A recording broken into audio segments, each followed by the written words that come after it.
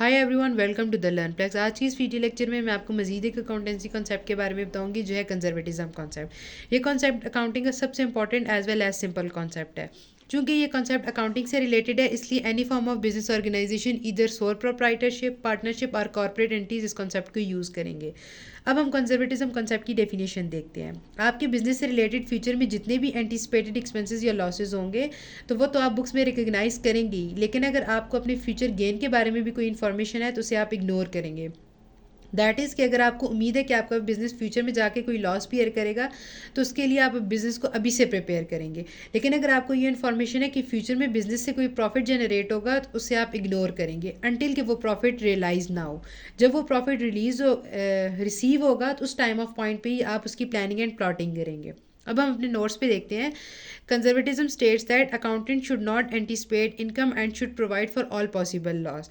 Conservatism concept ये कहता है कि अकाउंटेंट जितने भी एंटिसिपेटेड इनकम है उसे इग्नोर करेंगे, बुक्स ऑफ अकाउंट्स में ऐड नहीं करेंगे और जितने भी पॉसिबल लॉसेज एंड एक्सपेंसेस हैं उन्हें फाइनेंशियल स्टेटमेंट्स में ऐड करेंगे और उसके लिए बिजनेस को प्रिपेयर करेंगे। अगर इस कॉन्सेप्ट के बारे में मैं आपको एक एग्जांपल दूं तो फॉर एग्जांपल हमारे बिजनेस पे किसी तरह का कोई केस चल रहा है और उसकी टर्म एंड कंडीशन ये है कि अगर बिजनेस वो केस जीत जाएगा तो उसे 25 lakh rupees as a profit receive होंगे। और हमें ये इन्फॉर्मेशन है कि फ्यूचर में जाके हम वो केस जीत जाएंगे और हमें 25 lakh as a profit receive होगा। तो जब तक हमें वो प्रॉफिट रिसीव नहीं होता हम उसे इग्नोर करेंगे और उसे अपने बुक्स ऑफ अकाउंट्स में ऐड नहीं करेंगे। सिमिलरली अगर हमें ये इन्फॉर्मेशन है कि फ्यूचर में जाके हम वो केस हार जाएंगे और 25 lakh rupees as a penalty हमें पे करना पड़ेगा तो उसके लिए बिजनेस अभी से खुद को प्रिपेयर करेगा। क्वेश्चन ये राइज होता है कि अभी प्रिपरेशन क्यों करते हैं और कहाँ से करते हैं, ये हम देखते हैं। सबसे फॉरमोस्ट चीज़ ये है कि आप प्रिपरेशन कहाँ से करेंगे, अपने ही इंटरनल सोर्स ऑफ फंडिंग से। जैसे बिजनेस को जो भी प्रॉफिट अर्न हो रहा है या रिटेन अर्निंग की फॉर्म में उन्होंने पास्ट ईयर के प्रॉफिट को एक्यूमुलेट किया है, वो उसी पैसे को यूज़ करते हैं।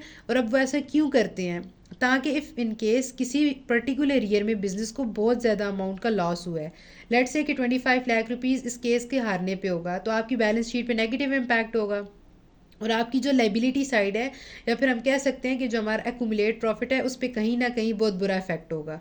क्लियर? तो हम क्या करते हैं, अपने ही इंटरनल सोर्स ऑफ फंडिंग को यूज़ करते हैं सो दैट्स कि हम अपने फ्यूचर लॉस को के लिए बिजनेस को प्रिपेयर कर सकें। अगर इसकी मैं आपको मज़ीद एक एग्जांपल दूं तो हमारे बिजनेस में जो डेटर्स हैं उनसे हमें कुछ अमाउंट रिसीव होगी। सो फॉर एग्जांपल हमें अपने डेटर से 10,000 रुपीज़ रिसीव होंगे और हमें एक्सटर्नल सोर्सेज के थ्रू ये इन्फॉर्मेशन है या हमें डेटर्स के पास्ट एक्सपीरियंसेस के थ्रू ये पता है कि उस 10,000 का 10% हम रिसीव नहीं कर सकते, तो अकाउंटिंग की टर्म में उसे बैड डेट्स कहा जाता है। तो जो 10% है 10,000 का वो 1,000 है। अब ये जो 1,000 एज अ बैड डेट है ये बिजनेस के लिए एज अ एक्सपेंस है एंड एज अ लॉस है। तो बिजनेस इस लॉस को ओवरकम करने के लिए ख़ुद को अभी से प्रिपेयर करेगा। अब वो प्रिपरेशन कहाँ से करेगा, अपने करंट ईयर के प्रॉफिट से।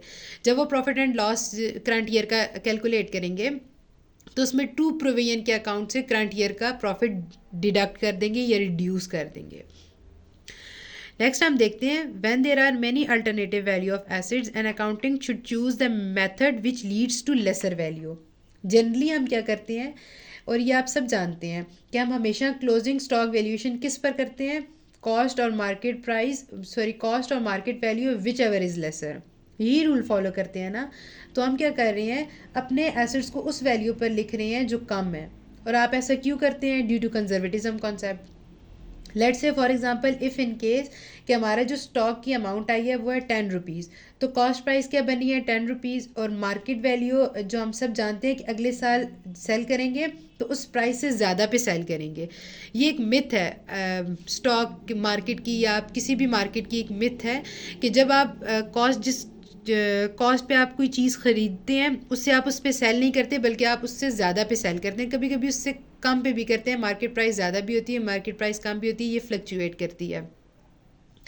तो इन केस हम ये ज्यूम करते हैं कि जो हमारी स्टॉक की प्राइस है उसकी मार्केट वैल्यू 12 रुपीज़ है, तो अब हमें पता है कि 2 रुपीज़ का प्रॉफिट होने वाला है, इसलिए हम अपने बुक्स ऑफ अकाउंट्स में 10 रुपीज़ पर रिकॉर्ड करेंगे क्योंकि एज़ पर कंजर्वेटिज्म कॉन्सेप्ट हम प्रॉफिट को इग्नोर करते हैं।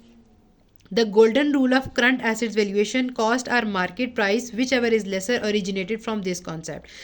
करंट एसेट वैल्यूएशन का रूल भी कंजर्वेटिज्म कॉन्सेप्ट से ही ओरिजिनेट हुआ है. From this concept there should be at least 3 quantitative characteristics of financial statements. Conservatism के लिए जो चीज़ें आपके फाइनेंशियल स्टेटमेंट्स में होनी चाहिए वो है, number first is prudence, second is neutrality, third is faithful representation of alternative value. So first is prudence. What is prudence? कि हम अपने जो एक्सपेंसेस हैं, एंटिसिपेटेड एक्सपेंसेस या लॉसेस जो बिजनेस को होने वाले हैं, उसको बिजनेस अपने बुक्स ऑफ अकाउंट्स में ऐड करेगा, उसके लिए ख़ुद को प्रिपेयर करेगा through internal sources of funding. और जितने भी एंटिसिपेटेड इनकम है उन्हें इग्नोर करेंगे अनटिल कि वो रियलाइज ना हो. Second is neutrality which is most important characteristics. तो न्यूट्रलिटी मतलब आप किसी भी ट्रांजेक्शन के बारे में अनबाइस्ड होकर डिसीजन लें, तो ही आपको पता चल सकता है कि एक्चुअली में आपको कितना लॉस हो सकता है और आपको क्या प्रॉफिट हो सकता है, जिससे आपने इग्नोर करना है. अगर आप बाइस्ड होकर डिसीजन लेंगे तो आपको करेक्ट प्रॉफिट एंड लॉस का अंदाज़ा नहीं हो सकता, और उस केस में आप कंजर्वेटिज्म कॉन्सेप्ट को फॉलो नहीं करेंगे. So that's is neutrality. Number third is faithful representation of alternative value. कि जो भी एक पर्टिकुलर सिचुएशन का अल्टरनेटिव निकल सकता है प्रॉफिट एंड लॉस के लिए, उसके लिए आपका फेथफुल रिप्रेजेंटेटिव होना ज़रूरी है. फॉर एग्जांपल आपकी जो स्टॉक की कॉस्ट प्राइस है वो है 10 रुपीज़ और मार्केट वैल्यू है 8 रुपीज़, तो आप यहाँ पे उसे चेंज नहीं करेंगे, या आप ये नहीं कह सकते कि हमें इन्फॉर्मेशन नहीं थी इस वजह से हमें पता नहीं था. तो ऑब्वियसली अगर आप बिज़नेस कर रहे हैं तो आपको इन्फॉर्मेशन तो होगी. तो अपनी इन रिकॉर्डिंग्स के लिए आपने फेथफुल रहना है. Faithful representation of alternate value is also the most important characteristics of financial statements. So that's it for today's lecture video. I hope you get my point. See you in the next video. Bye bye.